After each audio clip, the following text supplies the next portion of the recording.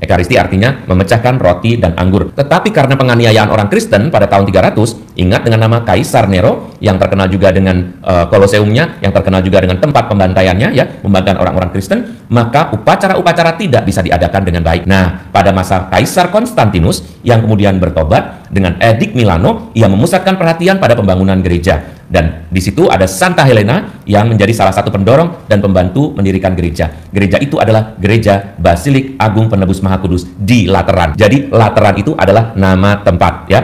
Dan letaknya di atas Bukit Julius, tergabung dengan Istana Kekaisaran di Lateran. Jadi penting banget karena di situ orang bisa merayakan Ekaristi kembali di sebuah gedung. Betapa indahnya kita bisa merayakan misa di rumah kita kalau ada pemberkatan ini itu, ya. Tetapi jauh lebih terasa kalau kita berada di suatu bangunan di mana Tuhan Yesus ditempatkan, dan itu adalah bangunan gereja. Semoga kita makin memahami bagaimana menghargai tempat-tempat suci supaya kita mendapat manfaat rohani.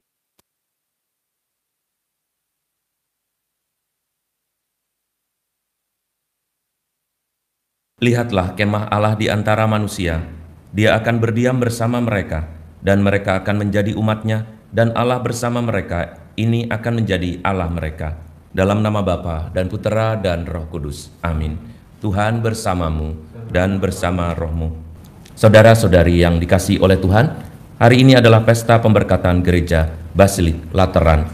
Gereja Basilik Lateran adalah gereja yang terletak di kota Roma, dan gereja ini didirikan oleh Kaisar Konstantinus Agung, putra Santa Helena, pada tahun 324. Ini adalah Basilika Agung yang pertama sebagai lambang kemerdekaan dan perdamaian di dalam gereja setelah penganiayaan Kaisar Romawi yang membenci gereja. Dan hari ini adalah hari pemberkatannya. Marilah kita siapkan hati supaya kita pantas di hadapannya. Saudara-saudari yang terkasih dalam Yesus Kristus, kita menghargai gereja karena itu tempat kita berdoa dan tempat di mana tubuh Kristus ditempatkan dalam tabernakel. Kekasan gereja Katolik adalah menempatkan tubuh Kristus dalam tabernakel dan menjadikan gereja sebagai tempat untuk berdoa. Tidak semua tempat bisa mendapatkan tabernakel. Tabernakel itu seperti tempat yang ada di belakang saya ini. Tabernakel adalah tempat di mana tubuh Kristus berada, dan di situ sebelum misa dimulai dan sesudah misa dimulai, orang lalu berdoa di hadapan Tuhan yang berada di dalam hosti suci. Saudara-saudari, tempat-tempat tertentu tidak diperbolehkan mendapatkan tabernakel. Tujuannya agar dapat dibedakan mana yang aula dan mana yang tempat berdoa. Bahkan di beberapa keuskupan sudah ditetapkan bahwa orang tidak boleh menikah di luar gedung gereja, entah itu di kebun, entah itu di pantai, dan tempat-tempat lain yang bukan tempat beribadah. Memang ada bedanya antara tempat berdoa dan juga gedung gereja. Gedung gereja, meskipun namanya gedung gereja, tetapi karena dipakai untuk berdoa dan tempat di mana tubuh Kristus ditempatkan, maka nilainya lebih daripada gedung biasa. Kita harus merasa hormat ketika berada di dalam gereja. Ingatlah, kesadaran bahwa suatu tempat itu adalah tempat suci, terutama berguna bagi kita sendiri. Kalau kita kurang hormat kepada tempat suci, kita kurang hormat pada gereja misalnya, lalu ada sembarangan dan membiarkan anak-anak lalu berlari-larian masuk ke bagian altar ini dan seterusnya, maka yang rugi sebetulnya bukan hanya gereja, tetapi dirimu sendiri. Karena kita tidak tahu di mana tempat saya boleh berdoa lebih baik. Situasi berdoa yang lebih baik itu adanya di dalam hati kita dan juga di dalam pikiran kita. Kalau kita memikirkan bahwa suatu tempat itu adalah tempat di mana Tuhan berada dan hati kita merasa nyaman berada di situ, maka doa-doa kita juga menjadi doa-doa yang kusuk, doa-doa yang membawa kita menjadi lebih dekat kepada Tuhan.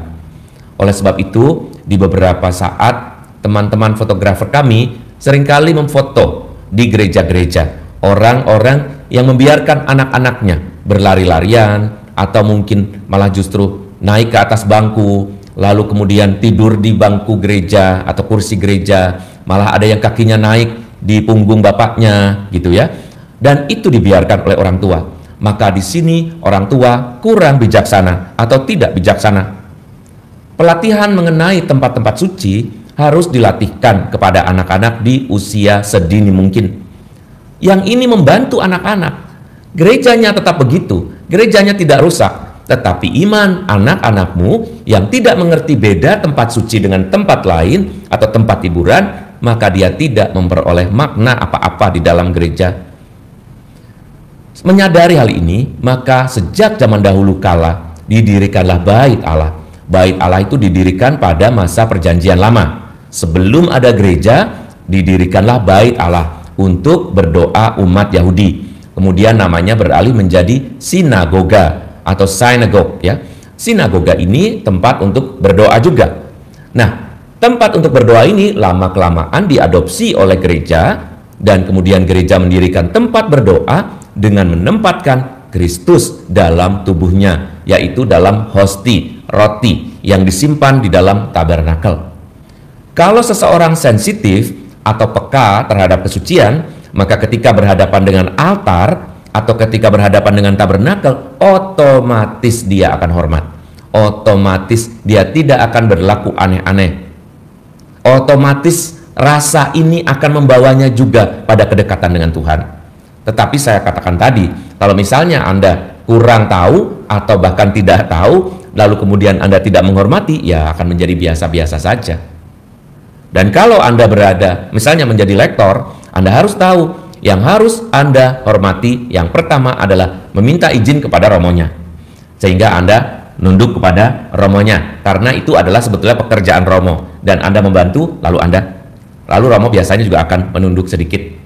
Tetapi jika Anda ingin, misalnya Anda ingin membacakan doa umat, Anda tidak menghormati altar saja, atau Anda tidak menghormati romonya, tetapi Anda boleh menghormati altar. Kenapa altar? Karena di situ nanti akan ada tubuh Kristus.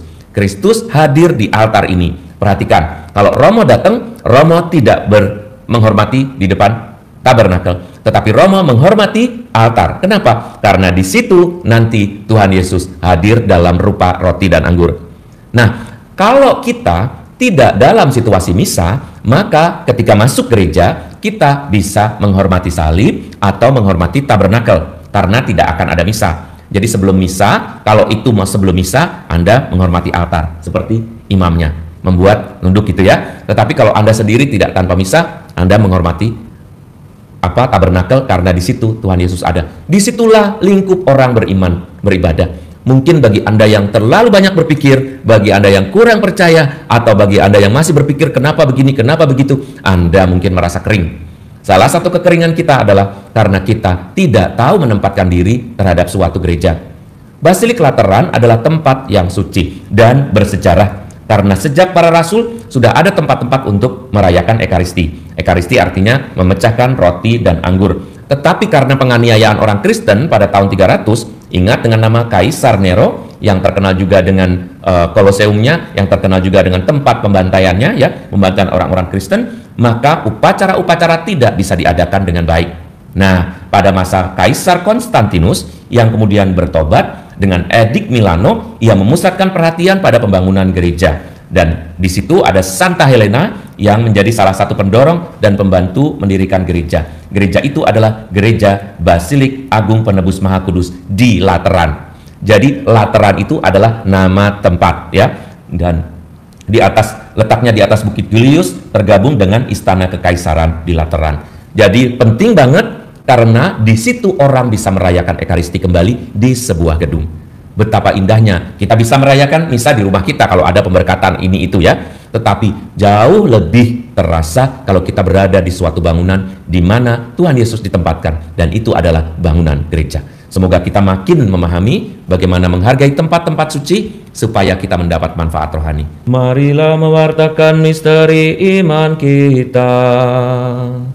Setiap kali kami makan roti ini dan minum dari piala ini, wafat-Mu Tuhan kami wartakan hingga Engkau datang. Tuhan bersamamu dan bersama rohmu. Allah yang maha baik memberkati kita, hidup, pekerjaan, keluarga, dan putra-putri kita dalam nama Bapa dan Putra dan Roh Kudus. Amin.